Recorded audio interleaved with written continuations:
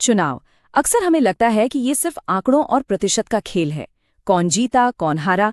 पर अगर हम थोड़ा और गौर से देखें तो हर चुनाव लोगों की आवाज होता है, एक उम्मीद, एक शिकायत, एक सपना। आज हम मेघालय के मेंदीपाथर निर्वाचन क्षेत्र में उसी आवाज को सुनने और समझने की कोशिश करेंगे। हम आंकड़ों की परतें हटाकर उस जमीनी हकीकत तक पहुंचेंगे जहां से असल कहानी शुरू होती है। ये है मेंदीपाथर, मेघालय के गारो हिल्स का एक अहम हिस्सा। लेकिन ये सिर्फ एक नक्शे पर बनी लकीर नहीं है, ये एक अनुसूचित जनजाति के लिए आरक्षित सीट है। और इस एक तथ्य से यहाँ की राजनीति की पूरी तस्वीर बदल जाती है।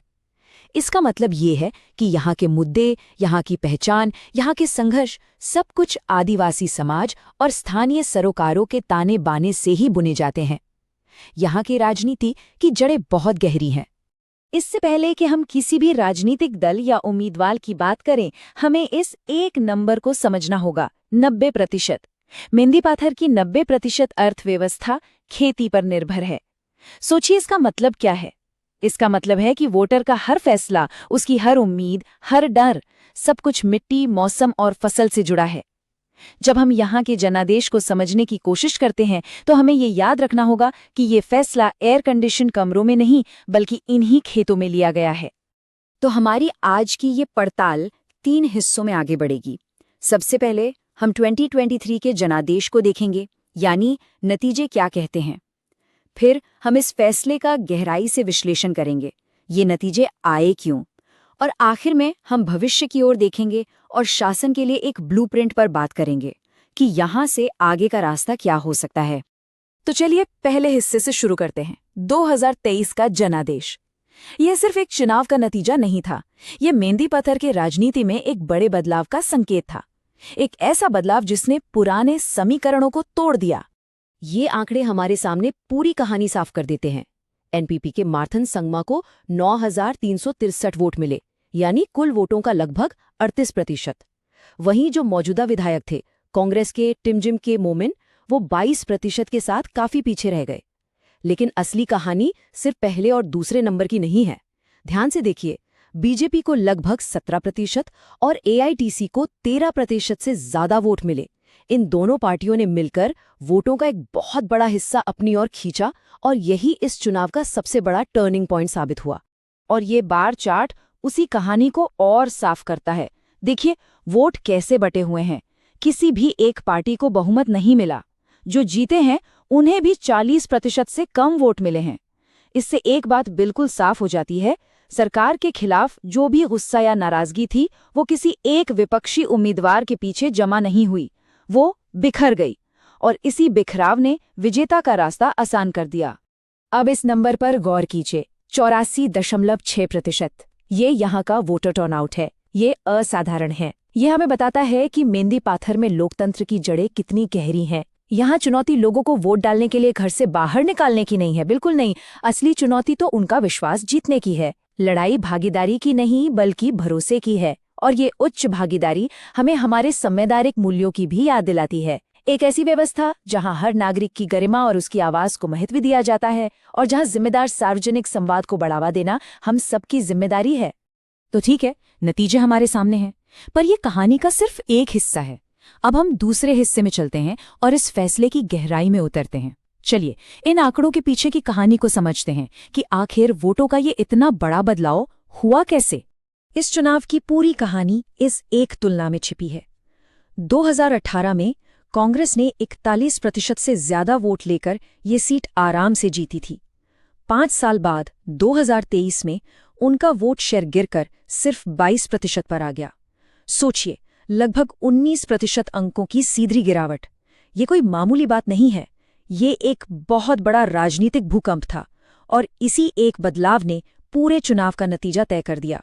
तो अगला सवाल ये उठता है कि कांग्रेस का ये जो 19% वोट था, ये गया कहाँ? क्या ये सारा का सारा वोट एनपीपी के पास चला गया? नहीं, जैसा कि ये स्लाइड साफ बता रही है, वो वोट बिखर गया। उसका एक हिस्सा एनपीपी को मिला, एक हिस्सा बीजेपी के पास गया और एक बड़ा हिस्सा पहली बार चुनाव लड़ रही एआईटीसी को भी मिला। कांग्रेस के खिलाफ वोट तो पड़े, लेकिन वो एकजुट नहीं हो पाए।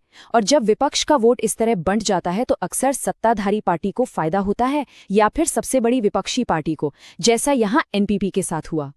ये टाइमलाइन हमें एक लंबी कहानी दिखाती है। 1993 से लेके अब तक कांग्रेस का वोट शेयर यहाँ लगातार ऊपर नीचे होता रहा है। 2018 में वो अपने शिखर पे थे और 2023 में जमीन पर आ गए, जबकि वोटर टर्नआउट हमेशा ऊंचा रहा। इसका मतलब साफ है, मेंदी पाथर के मतदाता किसी भी पार्टी के बंधुआ नहीं हैं। उनका भरोसा आपको हर चुनाव में दोबारा कमाना पड़ता है। वफादारी यहाँ किसी को विरासत में नहीं मिलती। तो अब तक हमने जो विश्लेषण किया वो तो साफ है, लेकिन सिर्फ समस्या की बात करने से हल नहीं निकलता। इसलिए अब हम इस पड़ताल के तीसरे और सबसे अहम हिस्से की तरफ बढ़ते हैं। हम अतीत से नजर हटाकर भविष्य की ओर देखेंगे और एक ऐसे ब्लूप्रिंट की बात करेंगे जिसका इस्तेमाल कोई भी राजनीतिक शक्ति मेंदी पाथर के लोगों का विश्वास दोबारा बनाने के लिए कर सकती है। इसके लिए हम एक ढांचे का इस्तेमाल कर सकते हैं जिसे हम चतुर्मुख सिद्धांत कह सकते हैं। ये बहुत सरल है। इसका मतलब है कि किसी भी राजनीतिक अभियान की सफलता 4 स्तंभों पर टिकी होती है: आपकी चुनावी रणनीति, आपकी संगठनात्मक ताकत, आपका नैरेटिव यानी आपकी कहानी, और आपके पास मौजूद संसाधन। अब अगर हम इसे मेंदी पाथर पर लागू करें तो चुनावी तौर पर यहाँ विपक्ष के लिए बहुत संभावनाएं हैं, क्योंकि वोट बटा हुआ है। संगठनात्मक रूप से जमीन पर यानी बूथ स्तर पर दोबारा एक मजबूत ढांचा खड़ा करना होगा। नैरेटिव यानी कहानी की बात करें तो उसे डर से हटाकर अवसर और विकास पर केंद्रित करना होगा। और जहां तक संसाधनों की बात है तो अगर पैसे की कमी है तो उसकी भरपाई एक बेहतर रणनीति और जमीनी स्तर पर ज्यादा मेहनत से की जा सकती है। लेकिन ये सारी रणनीतियां, ये सारे विश्लेषण, ये सब कुछ बेकार है अगर हम उस एक बुनियादी सवाल का जवाब न दें जो हर लोकतंत्र के केंद्र में होना चाहिए। आखिर वहां के लोग, मेंदी पाथर के मतदाता, चाहते क्या हैं?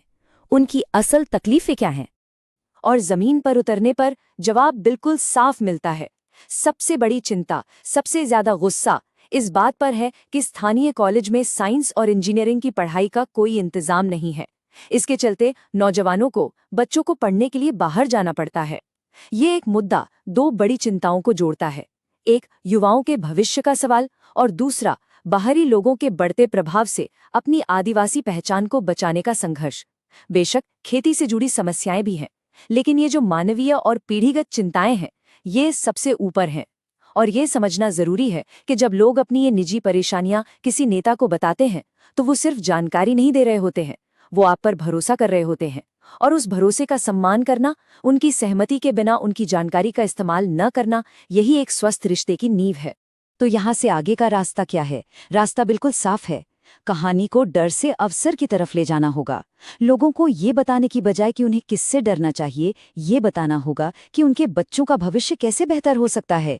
इसके लिए जटिल राजनीतिक वादों की नहीं, बल्कि ठोस वादों की जरूरत है। स्थानीय स्तर पर अच्छी शिक्षा का वादा, किसानों को असली मदद का वादा। मेंदी पाथर में जीत का रास्ता बड़ी बड़ी रैलियों से नहीं, बल्कि इन बुनियादी मानवीय समस्याओं को एक एक करके हल करने से होकर गुजरता है। और हम अपनी बात इस एक सवाल के साथ खत्म करना चाहेंगे जिस पर हम सबको सोचने की जरूरत है।